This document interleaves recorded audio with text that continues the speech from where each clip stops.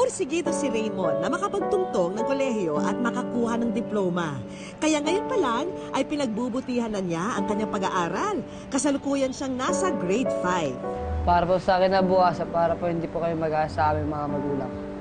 Kung wala sa eskwela, dito abala si Raymond. Ang kanyang kinikita sa car wash, ang kanyang pambaon at pantustos na rin sa kanyang pamilya. Minsan po pag may nag-uutos sa akin, sinusunod ko po agad.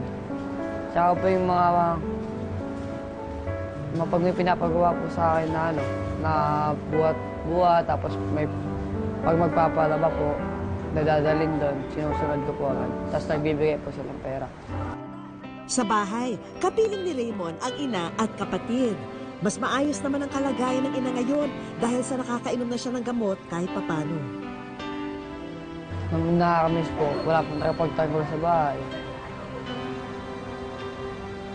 Kaya wala pa yung magsisika para sa amin. Sa murang edad, pinipilit na maging matatag ni Raymond para sa kanyang ina at kapatid.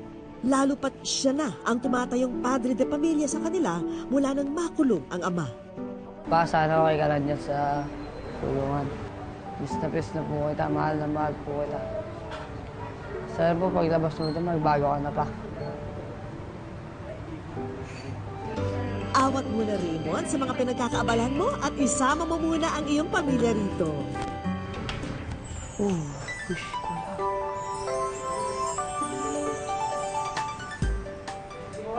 Wish ko lang. At mula sa amin sa Wish Ko Lang, narito ang groceries, mga damit, laruan para kay Bunso at gamit sa bahay. Pero teka, mukhang mas na-excite si Raymond sa isang nakita. STI, Keep Up Own Pledge. Maraming salamat po sa STI. Saka po sa GMA, lalo po sa Wish Ko Lang. Maraming salamat po. Bakas man sa mukha ni Raymond ang saya ng mga oras na yon, hindi pa rin niya maitago ang puwang sa kanyang puso. Sana magkita tayo balang araw. Sana magbago ka na po talaga. Kasalukuyang nakakulong ngayon ang ama ni Raymond na si Ramon sa Manila City Jail sa salang paggamit ng iligal na droga. At sa bawat araw niyang pamamalagi rito, wala raw siyang ibang dinasal kundi makita muli ang kanyang pamilya. Yung mga anak ko po, mahal na mahal po sila. Sana mapatawad po nila kasi mga kasalanan ko sa kanila.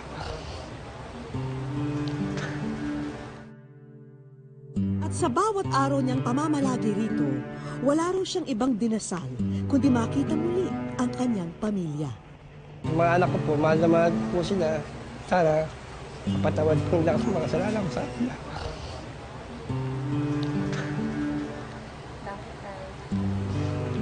Kasi po, mabayaan ko rin po sila eh. Sa pagkakakulong ko po rito eh. Lalo po yung anak ko nag-aaral, si Raymond. Siya lang po mag-isang para sa kayo. Sa putong ito, isang sulat ang iniabot namin kay Ramon. Malapit ko eh. Malapit? Sulat ito ni Raymond para sa kanyang ama na binasa niya noon sa kanyang eskwelahan. Sana dumating yung araw na magkasama tayong buong pamilya. Nak, maraming salamat sa sulat mo. Ito pa ako. Pag-among kaloob. Ang hindi alam ng ama, meron siyang mga bisita.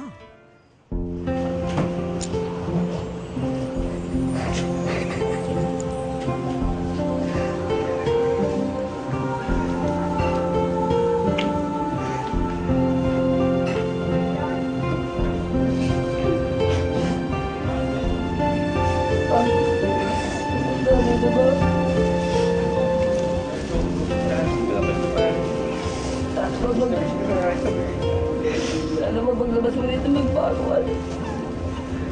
Kasi mga mahirap ko nagtatay sa labas. Parang sa kanya. Bago lang po.